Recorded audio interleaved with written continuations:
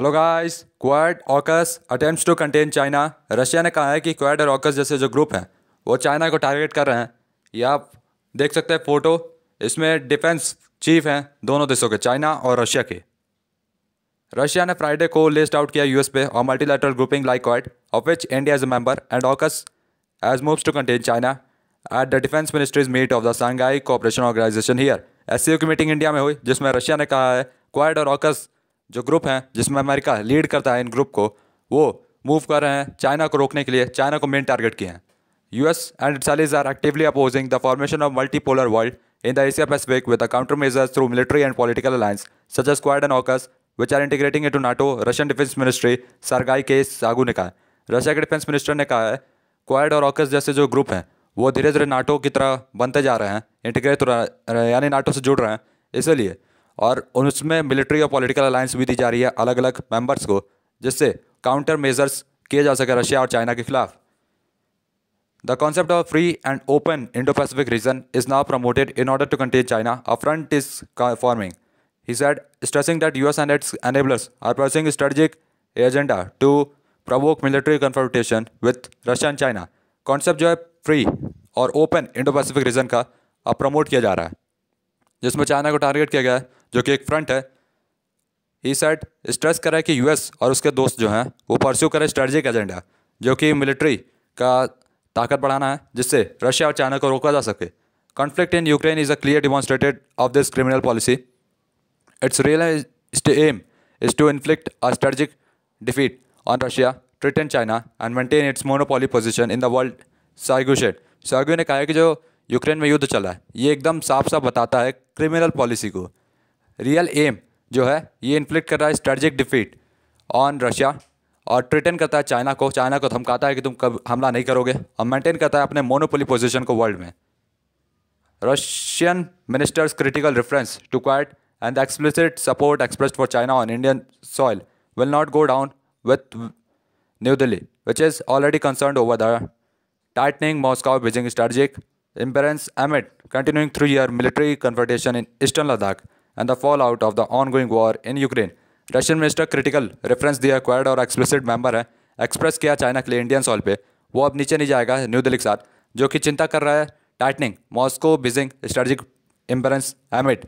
Moscow और Beijing, China और Russia बहुत ज़्यादा स्ट्रेटजिक अपनी पार्टनरशिप बढ़ा रहे हैं, जिसमें कंटिन्यू 3-year मिलिट्री कन्फ्रंटेशन है ईस्टर्न लद्दाख में और फेल आउट है on the ongoing war in Ukraine.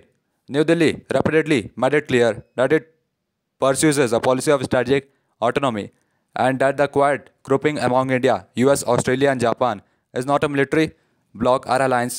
AUKUS, however, is a clear-cut military pact among the US, UK and Australia under which Canberra will gradually acquire at least 8 nuclear-powered submarines. New Delhi ने समझा दिया साफ साफ कि वो pursue करता है policy strategic autonomy की, और क्वाड ग्रुपिंग जिसमें इंडिया है, अमेरिका है, ऑस्ट्रेलिया है, जापान है, ये मिलिट्री अलायंस नहीं है।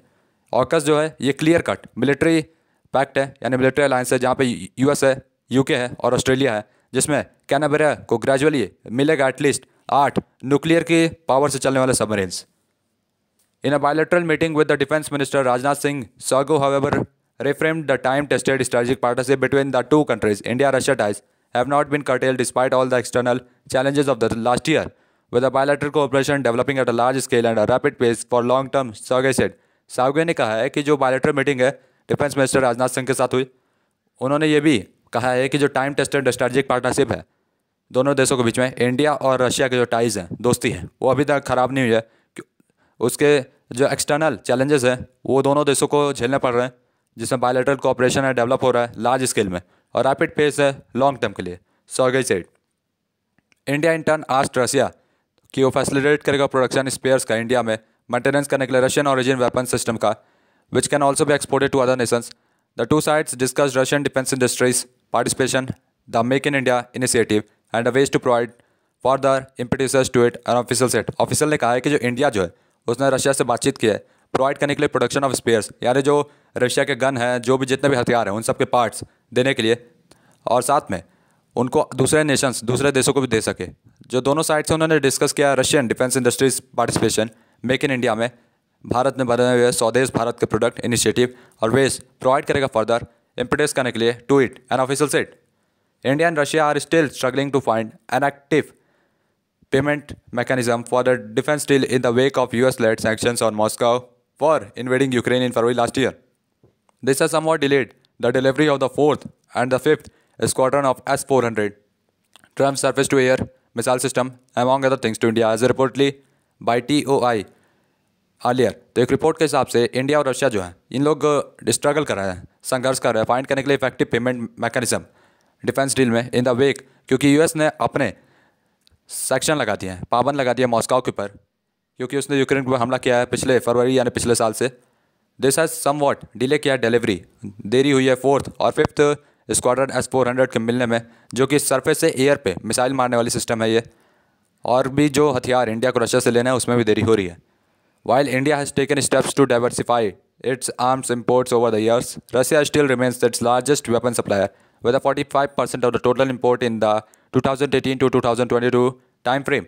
इंडिया जो है अपने जितने हथियार हैं, जितने भी गोला बारूद हैं, सबको अलग अलग देशों से ले रहा है. पहले वो खाली रशिया से लेता था, लेकिन अभी भी रशिया इंडिया का टॉप सप्लायर वेपन में 45% हथियार रशिया देता है अभी भी. 2018 से 2022 तक का टाइम फ्रेम का रिकॉर्ड है. तो गाइस, तब तक के लिए goodbye, tata, bye bye.